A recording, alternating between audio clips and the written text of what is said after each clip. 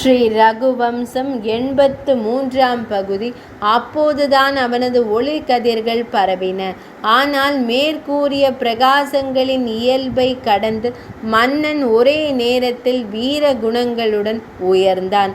இலையுதிர் காலத்தில் இனிமையான நட்சத்திரங்களுடன் இரவுகள் துருவத்தை பின்தொடர்வது போல பெண்கள் பாசம் நிறைந்த விழிகளுடன் அந்த மனிதனை பின்தொடர்ந்தனர். அயோத்தியின் புகழ்பெற்ற ஆலயங்களில் அவன் தெய்வங்களுக்கு பாம்புகளை அரவங்களை படைத்தான். தெய்வங்களின் சிலைகளில் நின்று ஆசீர்வதிக்கப்பட்ட அவனை ஆசீர்வதித்தன. அபிஷேக நீரால் நனைந்த மண்டப வேதி வற்றுவதற்கு முன்பே அந்த பூபாலனின் வர்ணிக்க இயலாத மகிமை கடற்கரை வரை பரவியது. வசிஷ்ட குருவின் மாய சக்தியும் வில்லாளனின் சக்தியும் ஒன்று சேரும் பொழுது முடியாதது எது? சமய அதிகாரிகளுடன் தொடர்ந்து கலந்தாலோசிக்கும் மன்னன் தன் எதிரிகளின் தகராறுகளை தானே ஆராய்ந்து தீர்த்து வைப்பான். பின்னர் தன் ஊழியர்களின் கோரிக்கைகளை சாந்தமான மனதுடன் கேட்டு அவர்களின் விருப்பங்களை நிறைவேற்றுவான். அவனது தந்தையின் காலத்தில் மக்கள் ஸ்ராவண மாதத்தில் ஆறுகள் செழிப்பதைப் போல வளர்ந்தனர்.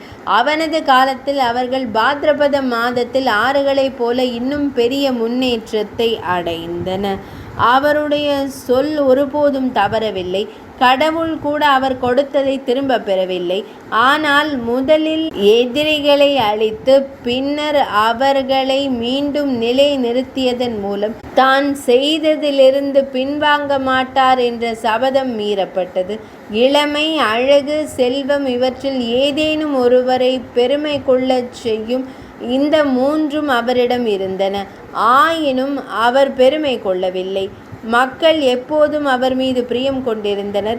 இவ்வகையில் அவர் ராஜ்யத்திற்கு புதியவராக இருந்த போதிலும் வலுவான வேர்களை கொண்ட ஒரு மரத்தை போல நிலை பெற்றார்.